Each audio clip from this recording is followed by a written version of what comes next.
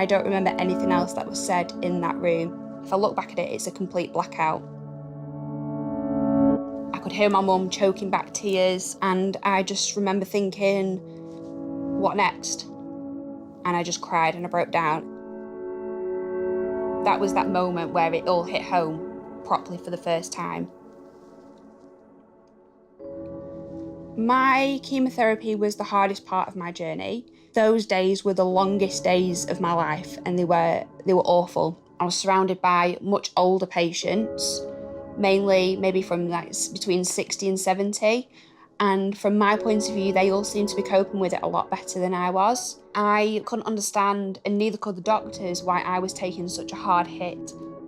I wasn't a stranger to cancer, and the last thing you expect is your daughter or your child to be diagnosed with the same disease that you've lost both parents with.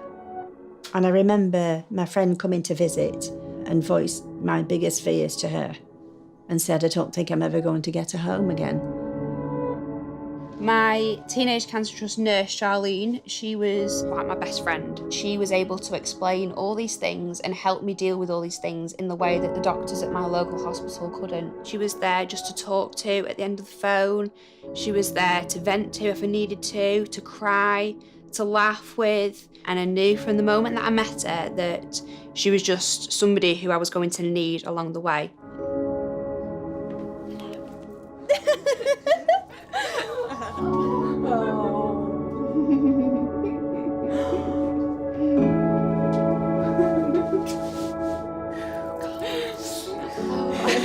Charlene supported me for probably a good 6 months after my treatment had actually finished.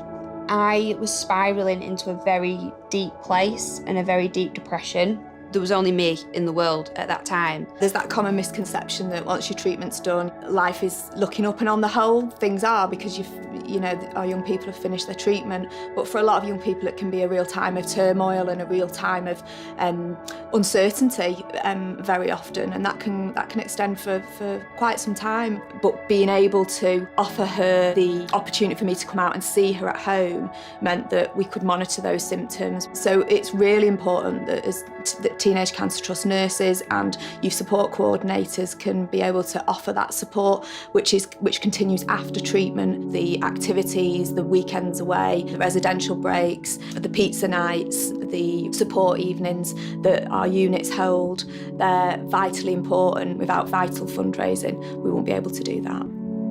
To see how Georgie's come through and put her life back together and progressed as she is today, fully qualified nurse, looking forward to a wedding and fully recovered, makes me very proud.